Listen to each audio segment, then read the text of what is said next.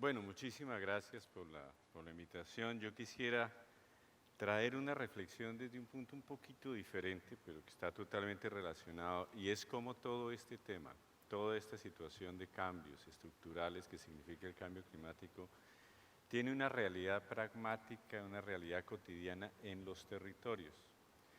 Uno de los puntos que tenemos claro, y lo hemos visto el día de hoy, es que el cambio climático es un hecho, pero es un hecho que tiene una altísima incertidumbre, lo acabamos de ver con las proyecciones. Y no solo por el tamaño que tienen las proyecciones y los posibles escenarios, sino porque una de las características adicionales a todo el enredo que tiene esto es que estos cambios climáticos tienen unos comportamientos bastante difíciles de prever en los territorios en particular. Un microclima puede afectar, lo conocemos muy bien en Mendoza, que una gran granizada puede caer aquí o puede caer allá. O sea, puede afectar a 10 productores, pero a los 10 vecinos no afectarlos. Eso significa que nos han cambiado el escenario en términos de la incertidumbre micro con que nosotros tenemos que, y estoy pensando ya en quienes toman decisiones de producción, quienes toman decisiones de inversión y no solamente esta visión macro. Entonces, el primer punto es, el cambio climático es un hecho seguro, pero altamente incierto para el tipo de problemas que nos genera y el tipo de soluciones que tenemos que implementar. Nuestras decisiones respecto a las soluciones tienen un nivel local, regional, microrregional, donde estamos en una incertidumbre gigantesca.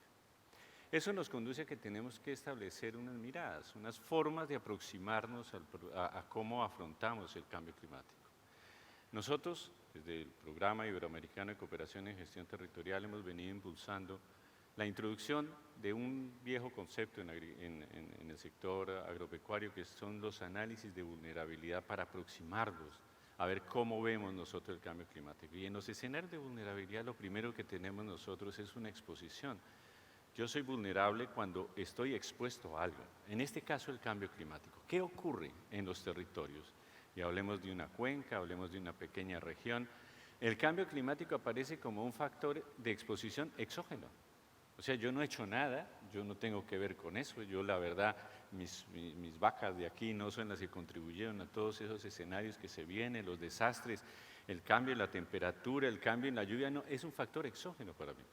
Un factor que me hace vulnerable por todo lo que hemos visto, por todos los cambios, porque hay más sequía, porque hay más lluvia, porque hay etcétera. O también, algo importantísimo, porque hay nuevas oportunidades, porque el cambio climático son oportunidades.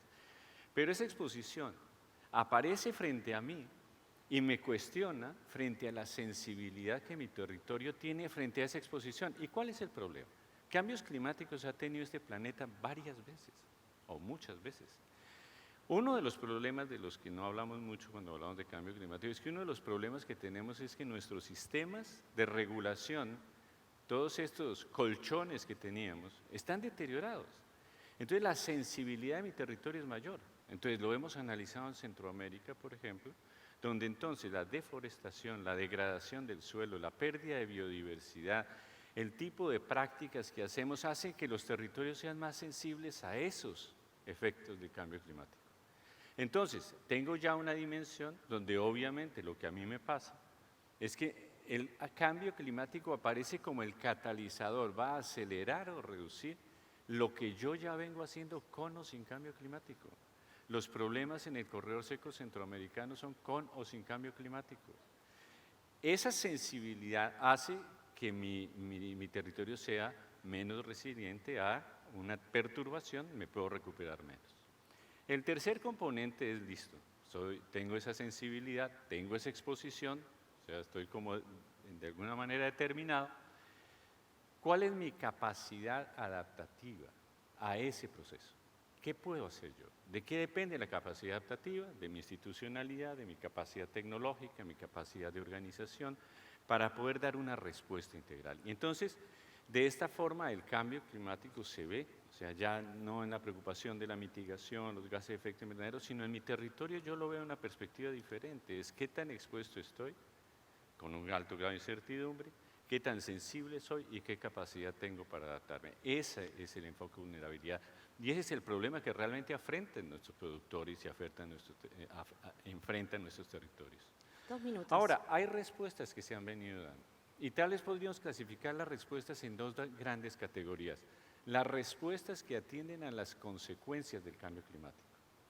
Entonces, obviamente, lo que tenemos, el tema de atención a problemas de desastre, los fondos que hemos hecho en todos nuestros ministerios para poder atender, inclusive hay países que han abierto una gran oficina de cambio climático en los ministerios para que administren fondos para pagarle el dinero a los inundados, a los de la sequía, a los del tornado, a los del huracán. Esa es la oficina de cambio climático. Y hay que hacerlo, por supuesto. Lo otro es el tema de riesgos, como se acaba de plantear, que es importantísimo. El otro tema son desarrollos tecnológicos, como los que estamos haciendo, como los que hace el CIA, previendo que podamos tener variedades que produzcan en escenarios cambiantes de cambio climático. Lo otro que estamos haciendo, atendiendo a las consecuencias del tema de mitigación, que de alguna forma pareciera ser la causa de los gases de efecto invernadero, pero no del cambio global que estamos teniendo. Hay otra visión, y es atender a las causas, no a las consecuencias. ¿Qué tanto estamos atendiendo a las causas? Y esa es una gran pregunta. La adaptación es una forma de atender a las causas, no a las consecuencias. Cuando nos metemos a las causas, entonces nos metemos en un enredo, vamos a poner. O sea, abrimos una compuerta gigantesca. ¿Y cuáles son las causas de este cambio global que estamos viviendo, este aumento en el riesgo, aumento en las crisis que se nos vienen presentando? Pues bien, significa que tenemos un gran cuestionamiento sobre lo que estamos haciendo. Y yo quisiera poner un ejemplo sobre este tema, un ejemplo concreto de las causas y las consecuencias. Tenemos un serio problema de contaminación. Yo resido en la Ciudad de México y tengo un serio problema de contaminación, particularmente en la Ciudad de México, por el humo de los automóviles, por la gran concentración de automóviles y el humo.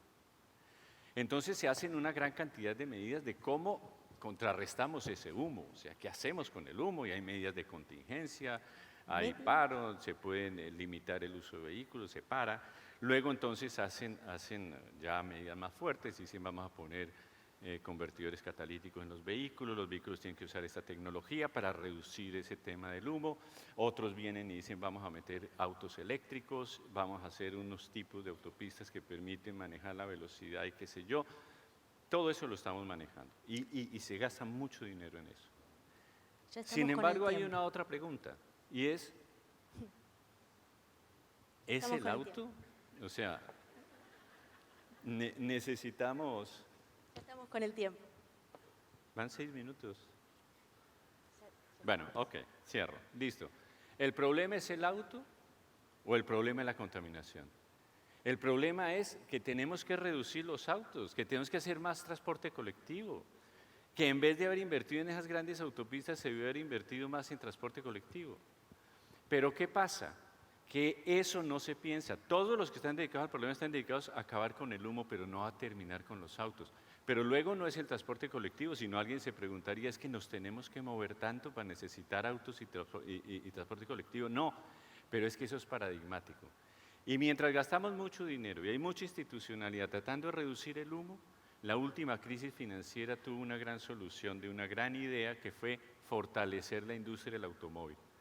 Y gracias a la crisis financiera llenamos América Latina de automóviles al punto de que hay ciudades que están a punto de no poderse mover por la cantidad de automóviles que tienen.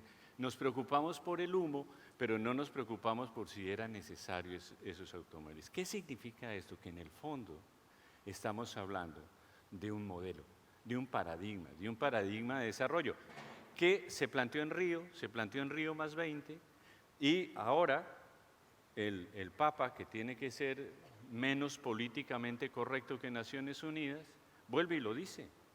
Y dice, es que aquí no estamos en el problema de solucionar consecuencias, sino de solucionar causas. Tenemos enfrente un paradigma, no de hoy. A mí, la verdad, me angustian este tipo de reuniones a las que asisto con mucha frecuencia, donde nos decimos cosas que nos venimos diciendo en el 92, nos lo dijimos en Río. Pero aquí no lo volvemos a decir, tenemos que cambiar en el alma, el corazón, individual, colectiva, día a día, no. ¿Cuándo vamos a cambiar y cuándo esos paradigmas se hacen realidad? ahí nos dejó, y lo digo de verdad, el Papa vino a decirnos una cosa que Naciones Unidas lo lleva diciendo décadas. La pregunta es, ¿cuántos papas necesitaremos para que las soluciones no sean solo del individuo a la colectividad, sino de la colectividad al individuo? Muchas gracias.